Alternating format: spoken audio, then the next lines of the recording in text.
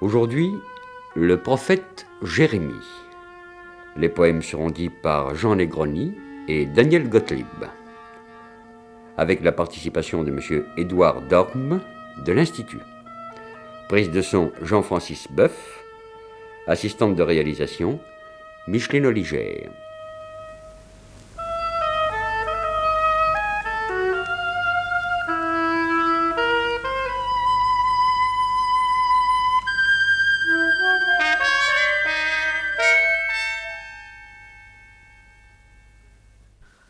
Vous connaissez l'anecdote qui rapporte que La Fontaine, au sortir d'une lecture d'un prophète de la Bible, s'était précipité hors de chez lui dans un état d'enthousiasme particulièrement vif, demandant à tous les amis qu'il rencontrait « Avez-vous lu Baruch ?»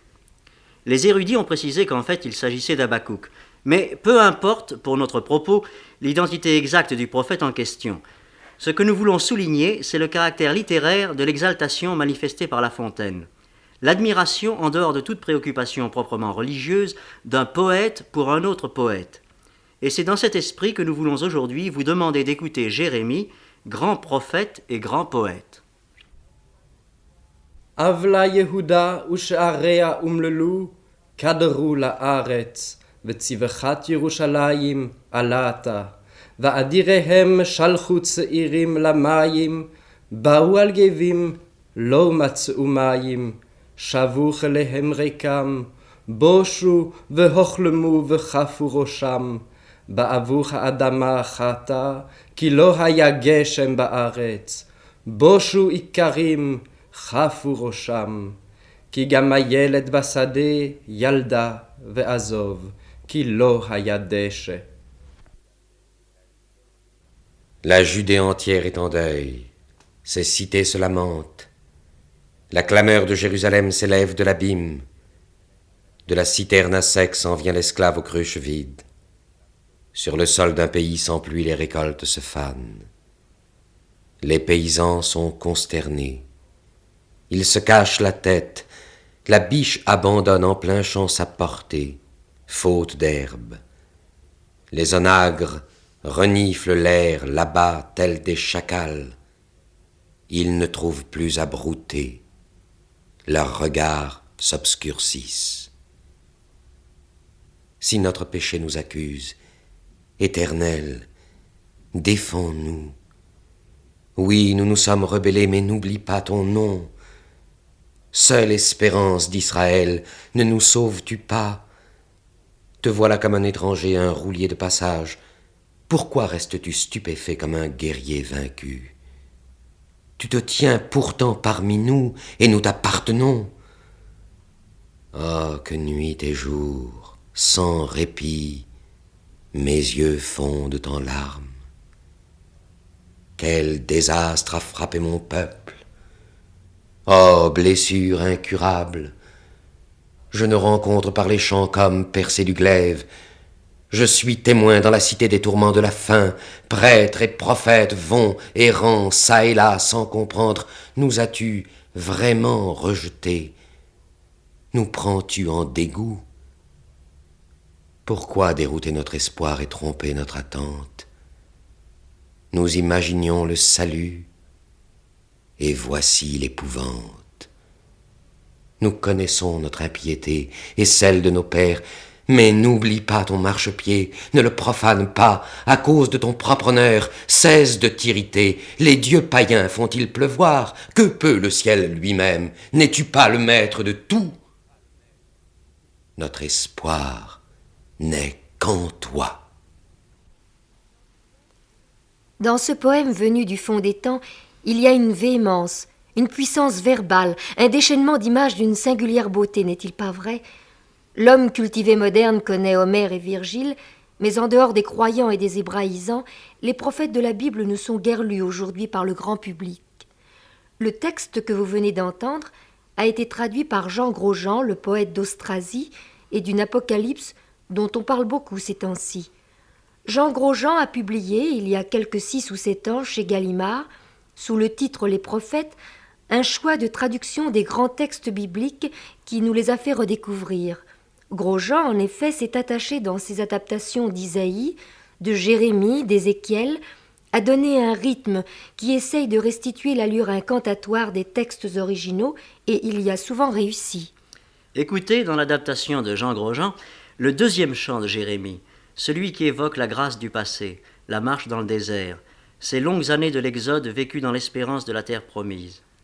Rudes années sans doute, mais qui étaient placées sous le signe de l'alliance toute fraîche entre Yahvé et son peuple, nous dit Jérémie. Les rapports entre Dieu et les tribus étaient alors idylliques. C'était le début de l'amour. L'expression n'est point déplacée. Jérémie utilise très précisément l'image des fiançailles. Aujourd'hui, la bonne entente a disparu et Yahvé invective souvent son peuple comme une épouse infidèle. Mais qu'il était beau le temps des fiançailles.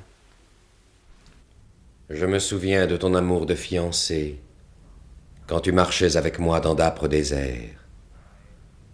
Israël était mes prémices de moisson, nul ne s'en nourrissait sans que je l'en châtie. Vous fus-je déloyal que vous m'abandonniez pour vous anéantir au service du vide? Aucun souci du Dieu qui vous sortit d'Égypte à travers les ravins d'une terre inhumaine. Je vous ai conduit au sol de rassasiement. Vous l'avez souillé de vos abominations. Vos prêtres ne se sont plus inquiétés de moi. Vos prêtres et vos rois ont voulu m'ignorer. Vos prophètes ont servi des dieux impuissants. J'intente contre vous et vos fils un procès.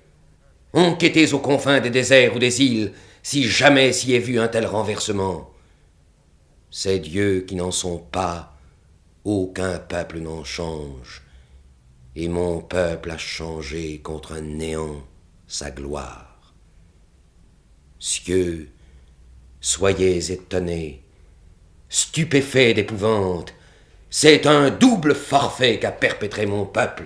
Ils m'ont abandonné, moi, la source d'eau vive, pour des citernes lézardées qui se dessèchent.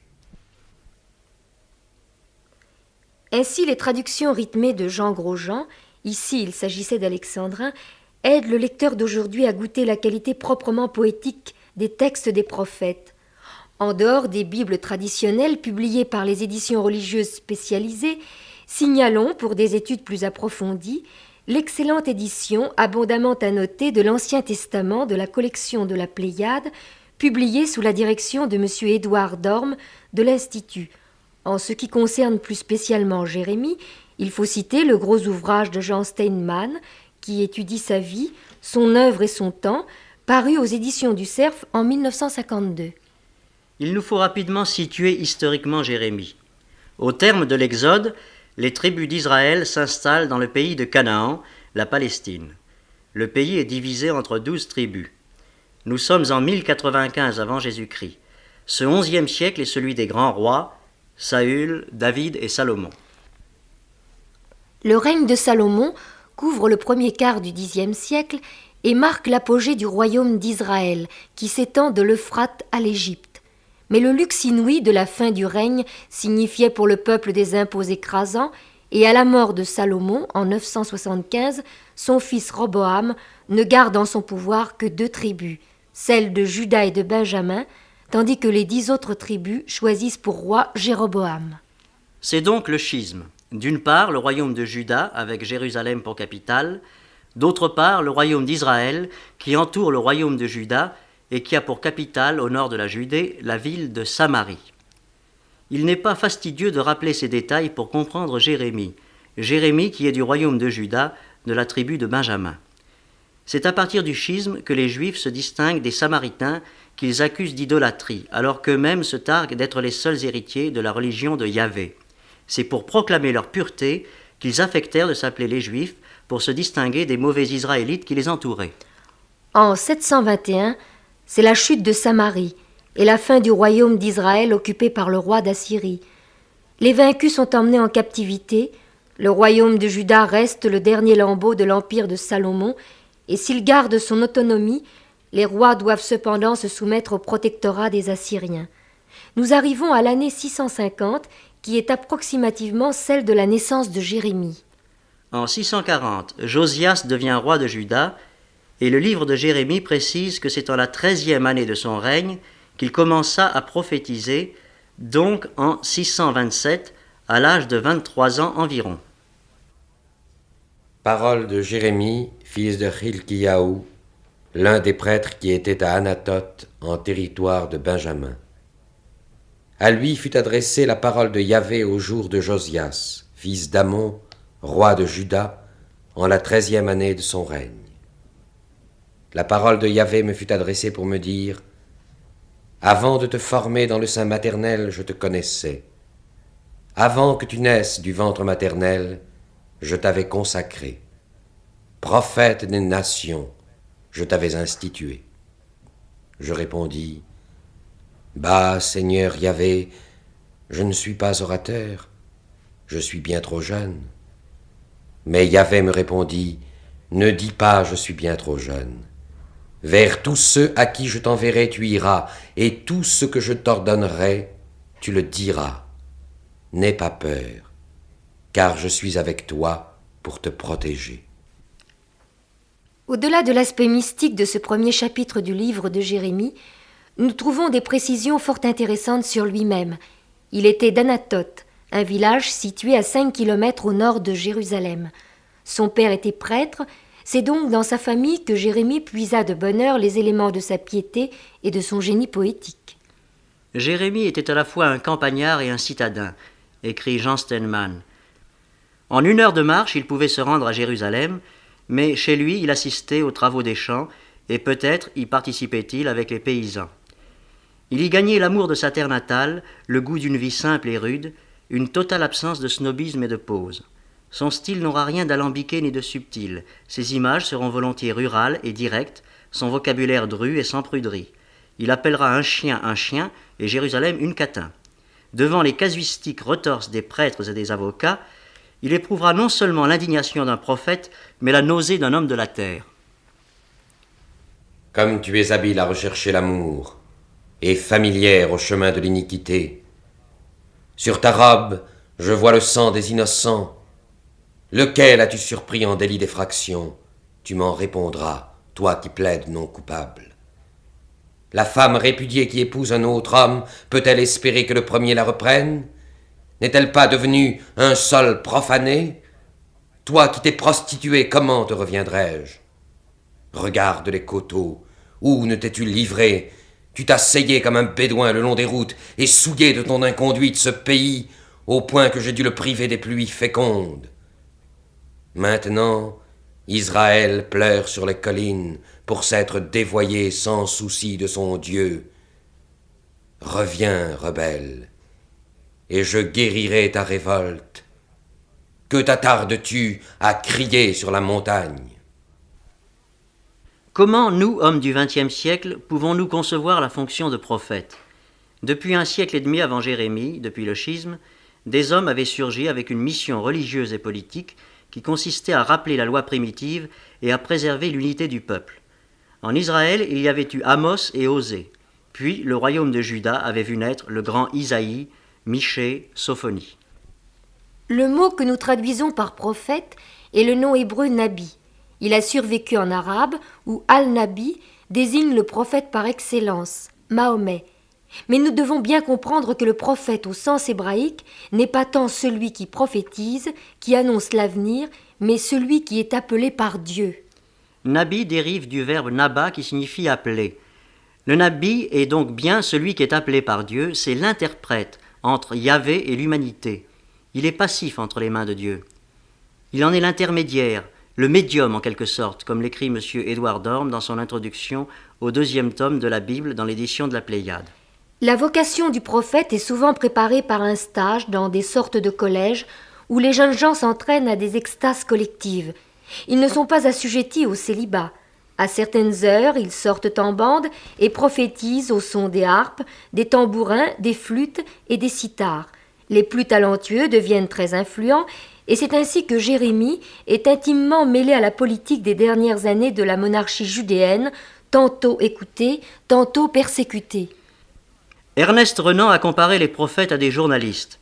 La comparaison est assez juste en ce qui concerne le début de la carrière de Jérémie, selon Jean Steinmann qui écrit « Il s'agissait pour le prophète de tenir l'opinion en haleine, non point en écrivant 1 ou 2 poèmes, mais au moyen d'une multitude d'interventions lancinantes, de courts propos sans cesse renouvelés, de poésie drue, épigrammes, proclamations militaires, bulletins de défaite, descriptions d'envahisseurs barbares, cris d'horreur, lamentations, et le tout enlevé, haletant, pathétique, il fallait frapper fort l'imagination du populaire.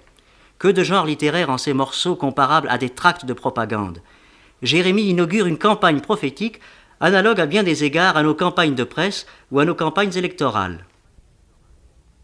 Qu'on crie aux chants qu'on publie par la ville, qu'à son de trompe à plein gosier l'on clame. Rassemblez-vous, courez aux forteresses, levez vos étendards, fuyez sans trêve. Du nord, j'amène un malheur, un désastre. Hagidu bihuda, uvirushalayim hashmiu, ve'imru, tik'u shofar ba'aretz, kir'u, mal'u ve'imru, he'asfu ve'navoa el hareh hamivetzach. Seunes Ziona, haizu alta amodu, ki ra'a anochi mevi mitzafon veshever gadol. Mais ce qui distingue ces proclamations de celles qui sont de règle dans notre vie politique actuelle, c'est qu'elles sont déclamées dans une langue musicale et poétique et d'une admirable richesse d'images. Le vent sec des plateaux, vent du désert, soufflait le long des chemins de mon peuple. Un autre vent vient, mais non pour vanner. Dans son délire prophétique, Jérémie en arrive à des visions d'une sauvage grandeur, un univers dépeuplé, la danse macabre des collines arides. Ra'iti et haaretz, vehine, tahu vavohu, ve'el hashamayim, ve'ein oram. Ra'iti he'arim, vehine roashim, ve'chol hagvaot hitkalkalu. Ra'iti, והנה אין האדם, וכל עוף השמיים נדדו. ראיתי, והנה הכרמל, המדבר, וכל ערב ניתצו מפני השם, מפני חרון אפו. Je regardais la terre, redevenue chaos, les cieux sans lumière. Je regardais les monts tremblants et les collines titubants. Je regardais. Plus d'humanité, tous les oiseaux des cieux avaient fui. Je regardais les vergers, un désert, et toutes les villes détruites par Yahvé et son ardente colère. Le ton d'une telle poésie est d'une violence et d'une âpreté étonnantes, et tous les prophètes ont cette grandeur sévère. Mais les temps étaient rudes, et les menaces qui pesaient sur Juda n'étaient pas les rêveries d'un esprit pessimiste. En 609, le roi Josias s'est tué dans un combat contre les troupes du pharaon Néchao. Son fils, Joachim, fait triompher le vieux parti pro-assyrien, réconcilié avec le parti de l'Égypte, et les cultes étrangers reviennent en faveur. L'expression « prophète de malheur » est devenue pour nous assez ironique, et les lamentations de Jérémie nous ont valu le mot jérémiade, qui est dépourvu de tout respect pour le prophète. En fait, Jérémie fut bien un prophète de malheur, et son obstination à prédire les pires châtiments et la chute de Jérusalem n'était pas sans agacer ses compatriotes. Jérémie, emporté par son audace, alla proférer ses menaces au beau milieu du temple. Un procès en sacrilège fut intenté contre lui à la demande des prêtres du temple. Joachim venait de faire exécuter un autre prophète et Jérémie aurait risqué la mort sans certains appuis qu'il avait auprès des proches du roi. Il se retira dans son village natal, Anathoth. Les cancans, les complots sordides ne contribuent pas à égayer le caractère du pauvre Jérémie. Oui, il creuse une fosse pour me prendre. Il cache un piège sous mes pas. Mais toi, Yahvé, tu connais toutes leurs intrigues pour me tuer. Ne leur pardonne pas leurs crimes. Que leurs péchés devant toi ne soient pas effacés, qu'ils soient culbutés devant toi au temps de ta colère. Agis contre eux. Jérémie est las de vivre dans sa patrie. Son dégoût s'exprime dans un bel élan lyrique. Qui me donnera au désert un abri de caravanier? Je quitterai mon peuple et m'en irai bien loin, car ils sont tous adultères, une bande de traîtres. Ils tendent leur langue comme un arc, c'est le mensonge et non la vérité qui prévaut dans le pays. Méfiez-vous chacun de votre ami, Ne vous fiez pas à votre frère, car le frère a la fourberie de Jacob, et l'ami s'en va calomniant, flèche meurtrière que sa langue, perfidie que ses paroles, la bouche dit bonjour, mais le cœur tend un piège. מי יתנני במדבר מלון אורחים, ואעזבה את עמי, ואילך מאיתם, כי כולם מנאפים, עצרת בוגדים. וידרכו את לשונם קשתם, שקר ולא לאמונה גברו בארץ. כי מרעה אל רעה יצאו, ואותי לא ידעו. איש מרעהו הישמרו, וכל אח אל תבטחו. כי כל אח עקב יעקב, וכל רע רכיל יהלוך. ואיש ברעהו יהתלו, ואמת לא ידברו. לימדו לשונם דבר שקר, העבה נלאו. Pourtant, Jérémie reste dans son pays et continue à répandre ses poèmes. Il en compose un sur la défaite des troupes égyptiennes par le roi de Babylone, Nabuchodonosor. Une nouvelle explosion d'invectives dans le temple lui vaut la bastonnade et la nuit au carcan dans la prison de la porte de Benjamin. En fait, rien de plus grave qu'une nuit au poste de police. En 605, Jérémie prend une grande décision, celle de réunir ses discours et oracles en un livre. Il est probablement le premier des prophètes à avoir entrepris méthodiquement cette tâche. Il prend comme secrétaire et biographe Baruch, le même dont nous parlions au début de cette émission et qui était censé avoir provoqué l'enthousiasme de La Fontaine. Avec le VIe siècle, les événements vont aller de mal en pis pour le royaume de Juda et justifier le pessimisme de Jérémie. En 597, les troupes de Nabuchodonosor investissent Jérusalem et le roi Joachim est emmené en exil. Nabuchodonosor impose sur le trône de Juda le roi Sédécias. C'est la période la plus passionnée de la vie de Jérémie qui s'adonne à une lutte religieuse et politique des plus ardentes. Il serait injuste de juger moralement son action en termes de résistance et de collaboration, car 10 années plus tard, c'est l'histoire qui donnait raison à Jérémie, lequel était pour l'entente avec les vainqueurs. La deuxième campagne de Nabuchodonosor contre Jérusalem fut en effet catastrophique pour le royaume de Juda. La capitale fut mise à sac en 587 et la population emmenée en déportation à Babylone. Les Lamentations forment un livre à part dans la Bible, un livre anonyme, mais l'on s'accorde en général à attribuer ces chants à Jérémie. Comme elle est assise à l'écart, la ville populeuse, elle est comme une veuve, la grande parmi les nations, la princesse parmi les provinces, a été réduite à la corvée. Elle ne cesse de pleurer durant la nuit, et sur sa joue coulent les larmes. Elle n'a pas un consolateur, parmi tant qu'il aimait, tous ses amis l'ont trahi, et sont devenus ses ennemis. Juda est déporté, soumis à l'oppression et à la servitude. Il habite parmi les païens. Il ne trouve pas de repos. Tous ses persécuteurs l'atteignent entre les frontières. Et l'honneur a quitté la fille de Sion. Ses princes sont devenus des cerfs qui ne trouvent pas de pâture. Ils marchent sans force en avant du chasseur. Après le sac de Jérusalem, Jérémie voulut rester avec le nouveau gouverneur pour aider au relèvement des ruines.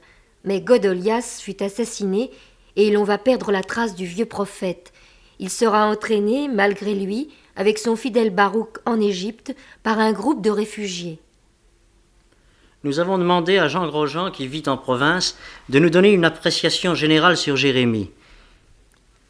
Ce qui frappe le plus, nous a-t-il écrit, c'est son déchirement.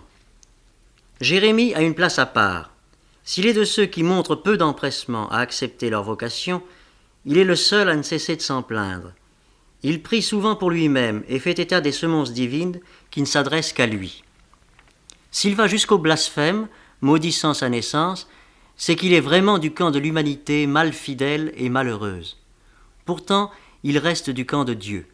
Il annonce les châtiments, mais au milieu des dures sentences divines qu'Amos ou Sophonie semblaient prendre plaisir à transmettre, Jérémie s'interrompt pour gémir. Oui, la ville mérite sa perte, mais il ne le supporte pas. Il est aussi un des plus difficiles à traduire, écrit M. Grosjean, comme Racine, qui doit en d'autres langues sembler souvent une prose plate. Ces textes, qui ont souffert des circonstances de sa vie mouvementée, souffrent aussi de leur nature propre. Jérémie n'est plus de ceux qui frappent l'oreille et gravent leur cadence dans les mémoires, il n'est pas encore de ceux qui frappent les yeux et imposent par une prose parfois gauche des visions inoubliables. Sa diction et ses images atteignent la perfection du naturel. Pour Moïse, la meilleure façon d'aimer les hommes est de les plier, bon gré mal gré, à la loi divine. Pour Job, la meilleure façon d'honorer Dieu est de défendre contre Dieu même la cause de l'homme. Jérémie a l'esprit de Moïse et l'âme de Job. L'inspiration et l'expérience cohabitent en lui et le distendent, d'où la vibration particulière de sa voix. Pour terminer cette émission, nous avons demandé à M. Édouard Dorme, membre de l'Institut, de nous donner quelques appréciations sur Jérémie. M. Édouard Dorme a bien consenti à nous recevoir malgré son grand âge chez lui et nous l'en remercions vivement. M. Édouard Dorme est spécialiste de l'hébreu et du babylonien. J'ai enseigné l'hébreu aux hautes études à la Sorbonne et j'ai enseigné l'assyro-babylonien au Collège de France jusqu'à ma mise à la retraite en 1951. Monsieur Édouard Dorme, vous avez contribué à donner du prophète une image assez nouvelle. Comment lançaient-ils leurs prophéties? Eh bien voici, jusqu'ici, nous avions considéré les poètes hébreux, et en particulier les prophètes, comme des gens préoccupés avant tout du rythme et du parallélisme. Selon moi, les prophéties n'ont pas été rédigées dans le silence du cabinet, mais ce sont des poèmes qui ont été débités devant la foule.